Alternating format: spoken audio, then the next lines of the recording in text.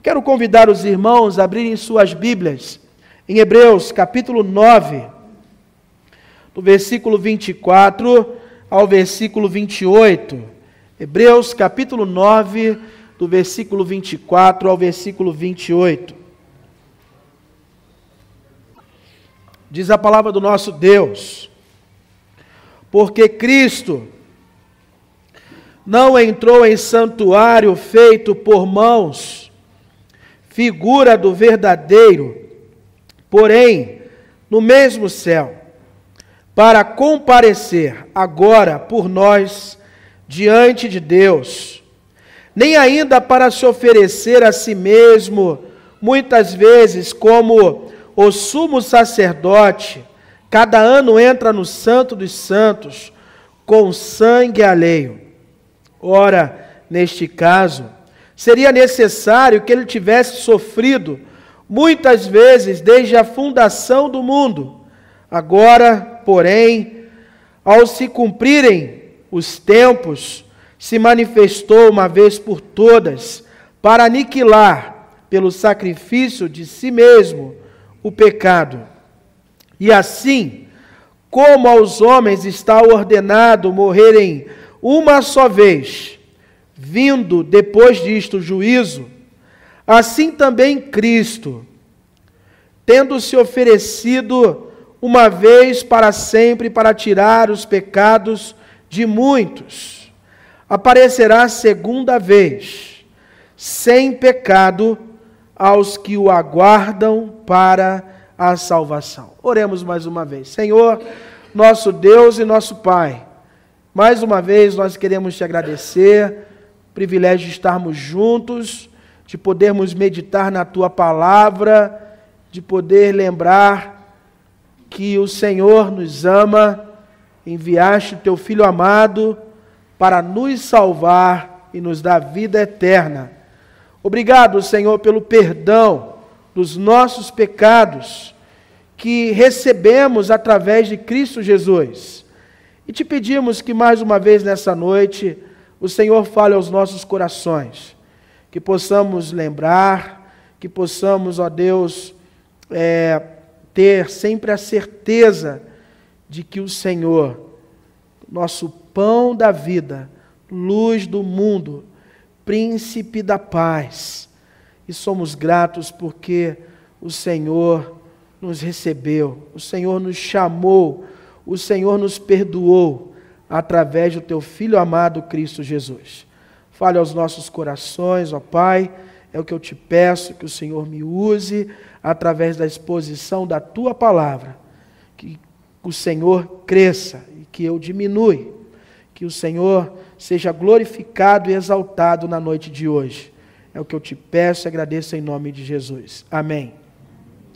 Irmãos, se tem uma coisa que muitas pessoas podem perguntar, e agora estão perguntando, são perguntas cruciais, perguntas que costumam fazer, principalmente aqueles que não conhecem a Cristo como Salvador.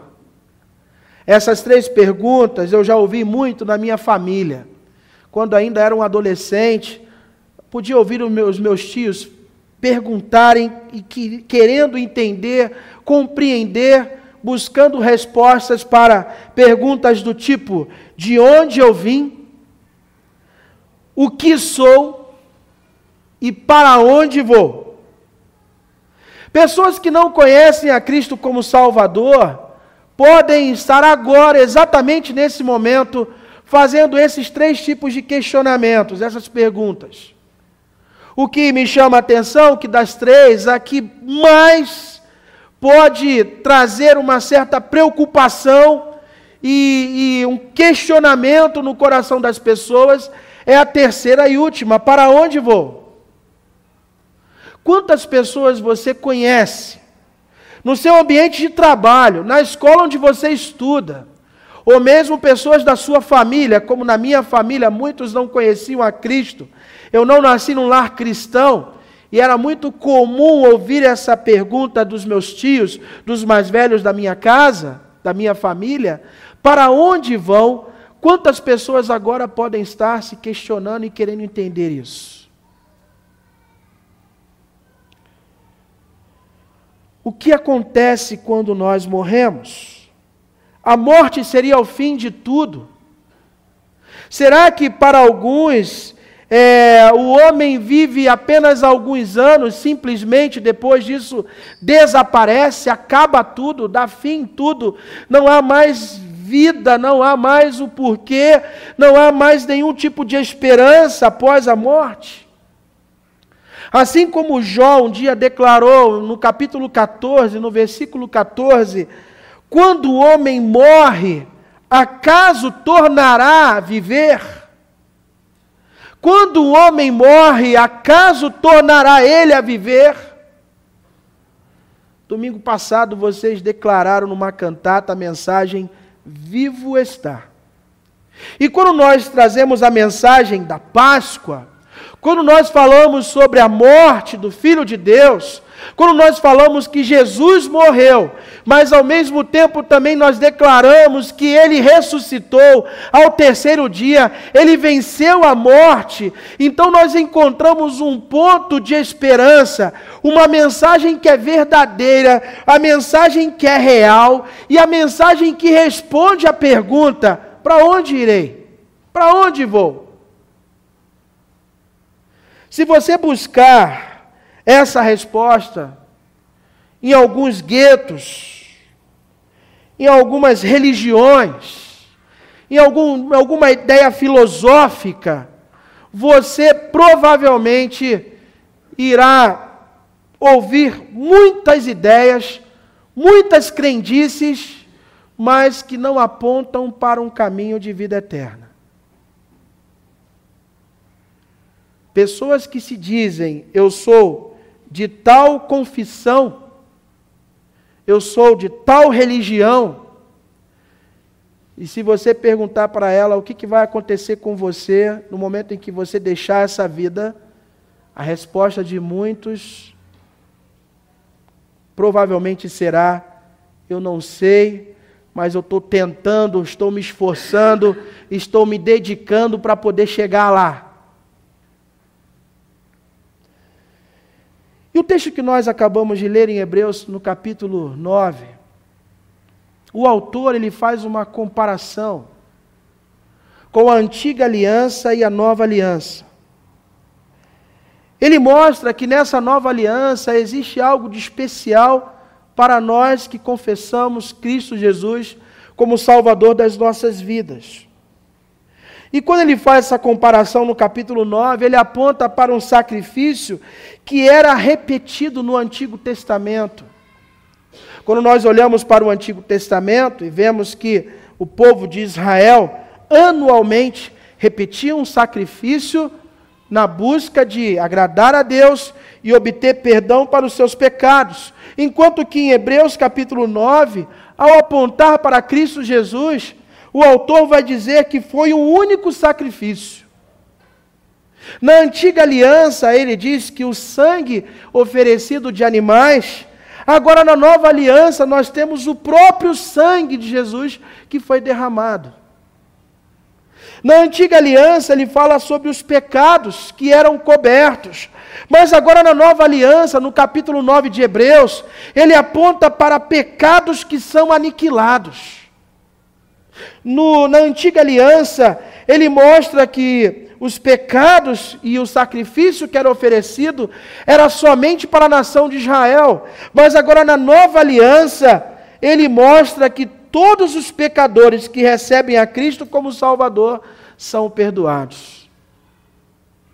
E com isso ele está dizendo, olha, a vida após a morte, há uma vitória com relação à morte, há uma resposta para onde você vai, para onde você irá, se você crer, se você confessar, se você reconhecer nessa nova aliança que Jesus Cristo pagou o preço em nosso lugar.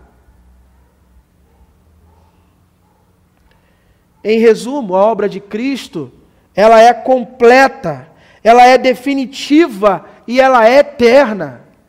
Como no Evangelho de João, capítulo 19, do versículo 28 ao versículo 30, onde a palavra do Senhor nos declara: depois, sabendo Jesus que já todas as coisas estavam terminadas, Para que a Escritura se cumprisse, disse: tenho sede. E quando Jesus tomou o vinagre, disse: está consumado. E inclinando a cabeça, entregou o Espírito.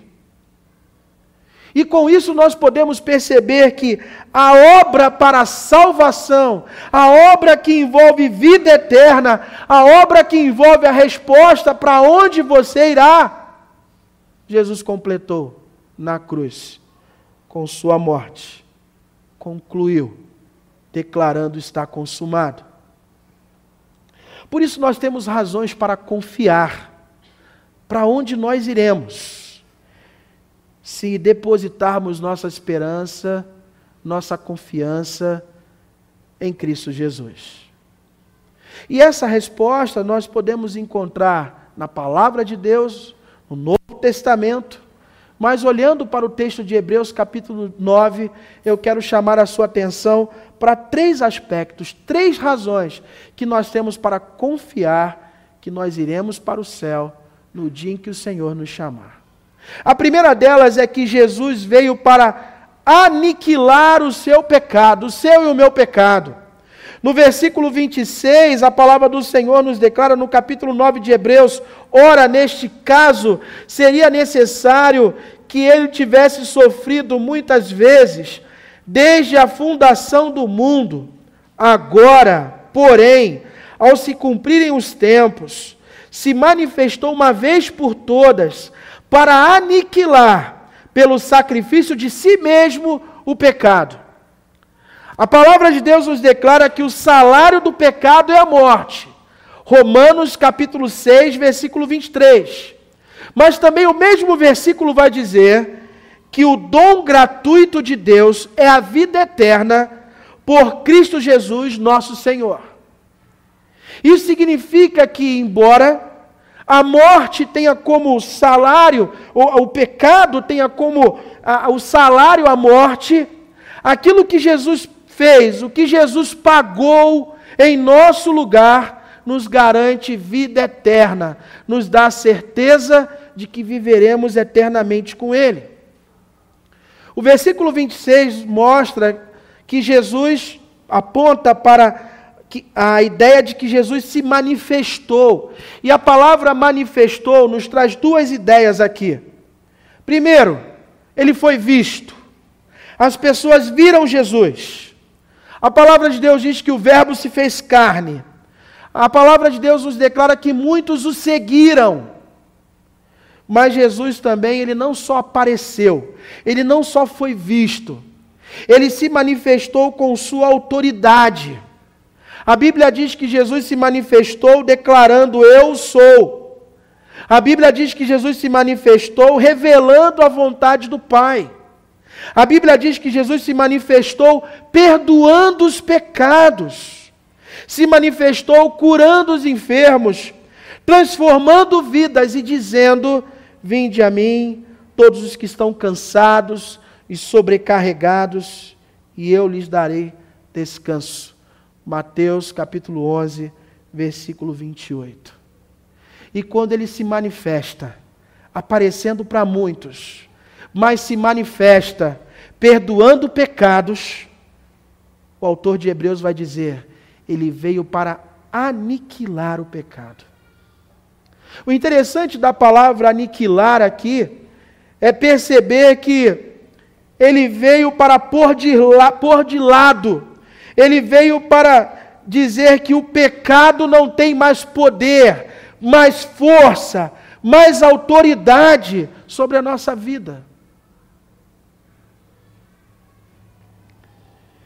1 João capítulo 1, versículo 7, a palavra do Senhor nos declara: se porém andarmos na luz como Ele está na luz, temos comunhão uns com os outros, e o sangue de Jesus, seu Filho, nos purifica de todo o pecado. Sabe qual é a ideia que isso me traz quando eu observo para Hebreus capítulo 9, no versículo 26? Quando olhamos para o Messias Jesus que veio para aniquilar o pecado, O pecado que não deve mais ter poder, domínio sobre a sua vida, ainda que nós sabemos disso, somos pecadores, mas não devemos mais viver na prática do pecado, sendo dominados pelo pecado, porque Cristo reina em nossas vidas. Eu olho para essa situação que aconteceu algumas semanas atrás, está acontecendo essa semana, principalmente entre os adolescentes, e aí você percebe a diferença de um Salvador que morreu para nos dar vida e de uma juventude que não conhece a Cristo e estão buscando tirar sua própria vida, a própria vida. Essa semana minha esposa veio falar comigo, ela é educadora, trabalha num colégio como coordenadora, e muito preocupada com o que chegou na escola, os alunos com a tal história da baleia azul, comentando também sobre uma série de um filme de uma adolescente que tira a sua própria vida, do Netflix, uma série que fala sobre isso. A minha esposa, muito preocupada, veio conversar comigo, que nós deveríamos conversar com o nosso filho adolescente, que está lá atrás. Eu disse, Ana, se o Mateus, eu acredito que ele entregou a vida dele a Jesus Cristo, ele está pensando em vida, desfrutando da vida, e não de um coração voltado para pensar na morte. Mas mesmo assim, naquele dia eu chamei meu filho, entramos no carro, batemos um bom papo, conversamos sobre várias coisas do que estava acontecendo.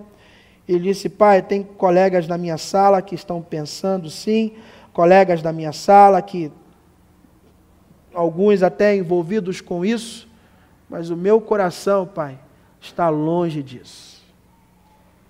Como é bom saber, irmãos, que aquele que tem a sua fé, o seu coração entregue a Cristo Jesus, tem razões para confiar na vida, tem razões para crer numa vida agora presente e numa vida eterna. Enquanto muitas pessoas que não conhecem a Cristo, inclusive adolescentes de 14, 15 anos de idade, estão pensando na morte, estão almejando, planejando tirar a própria vida. Eu lembro da época que era adolescente, e o máximo que a gente podia dizer para a mãe, quando falava, apanhava muito, era, eu vou fugir de casa. Eu vou embora. Um dia a senhora vai chegar no quarto e não vai encontrar só a cama desarrumada e vai olhar assim, vai ver que algumas roupas não estão mais lá.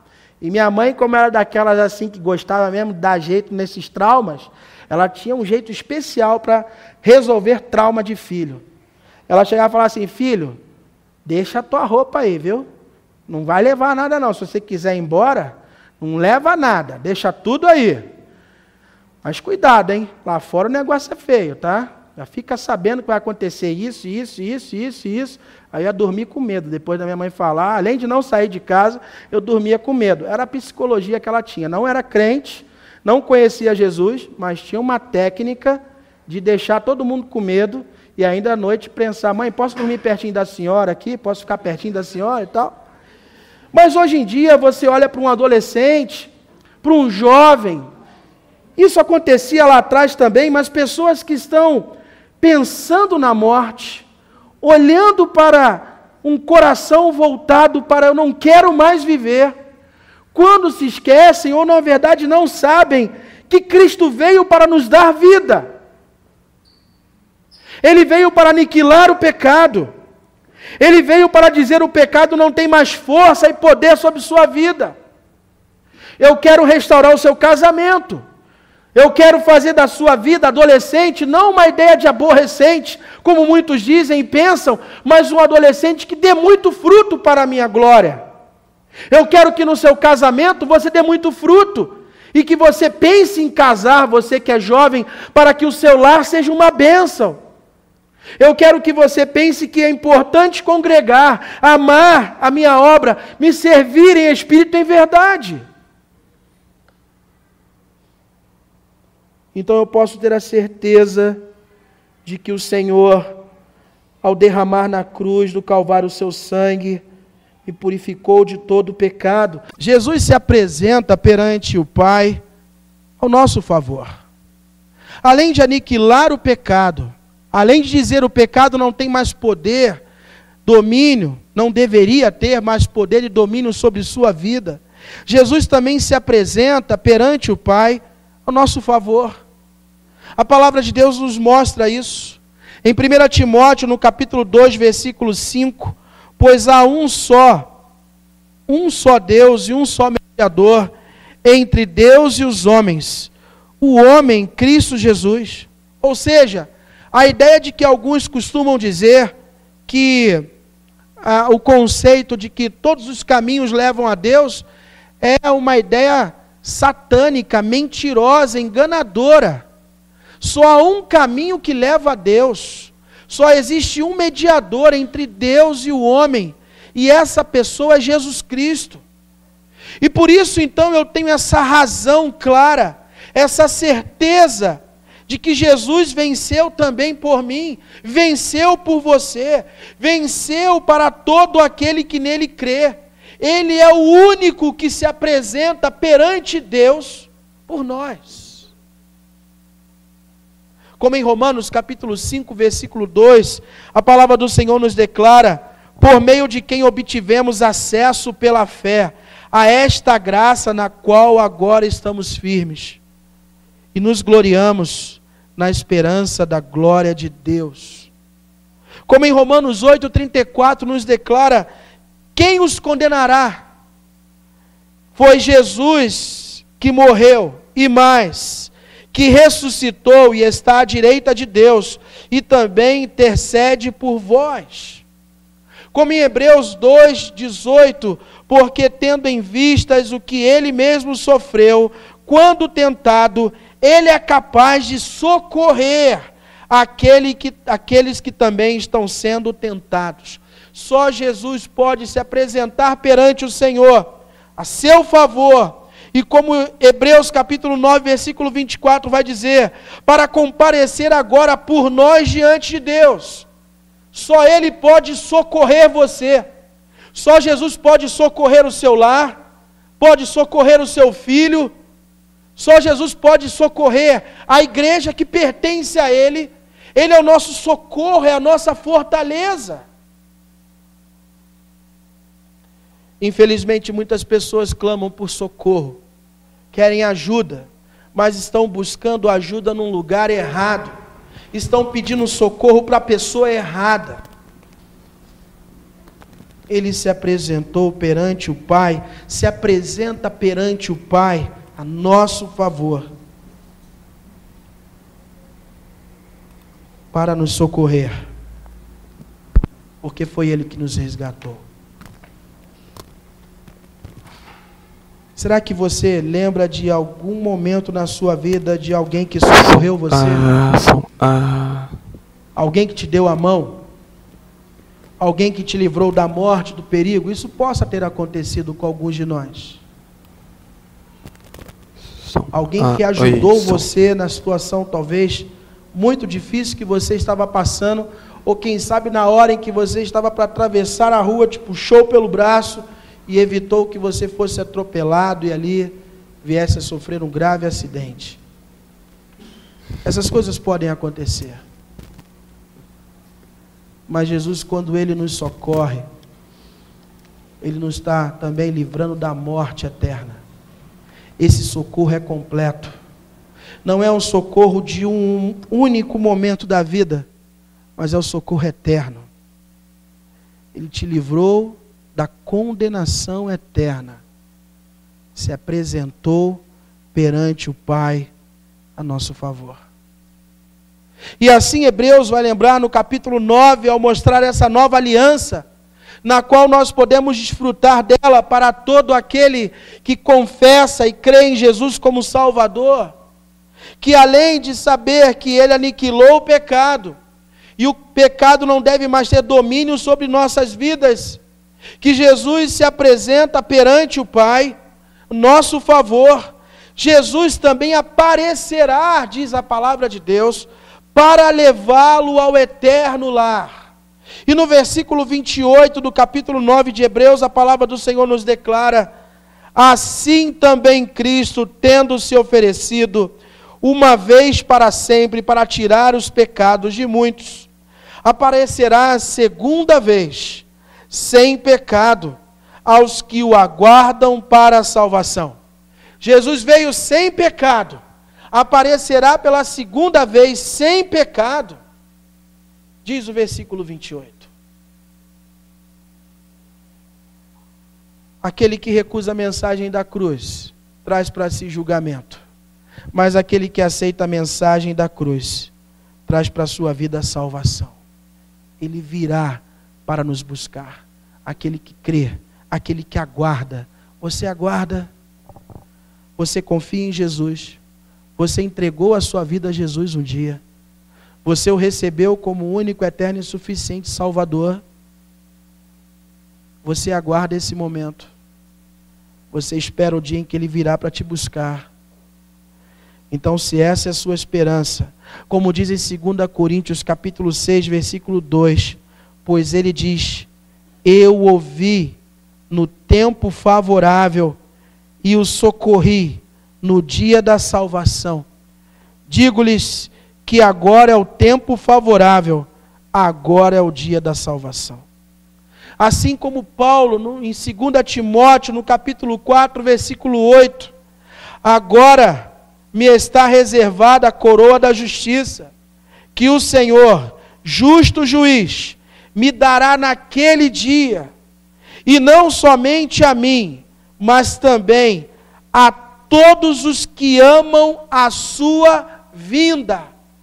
Todos os que amam sua vinda, que aguardam a sua vinda, hão de desfrutar da eternidade.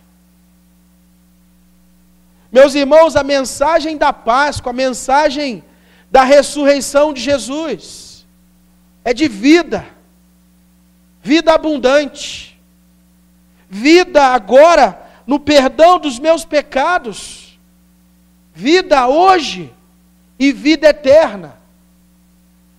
Mas é possível que em Indaiatuba, muitas pessoas, vizinhos, amigos que você conhece, com quem você convive, viveram um domingo de Páscoa, passaram uma semana pensando em ceia e chocolate, e Jesus nem sequer foi assunto no coração dessas pessoas.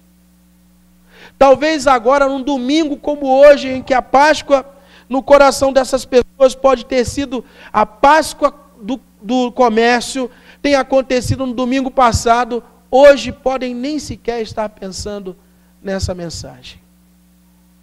Para muitos adolescentes, jogos que apontam para suicídio. Para muitos casais, um relacionamento direcionado para o divórcio.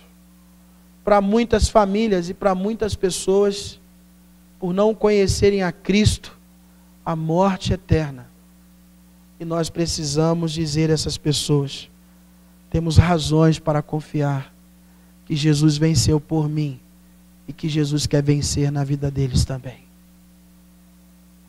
O santuário de Cristo, o santuário do cristão, está no céu.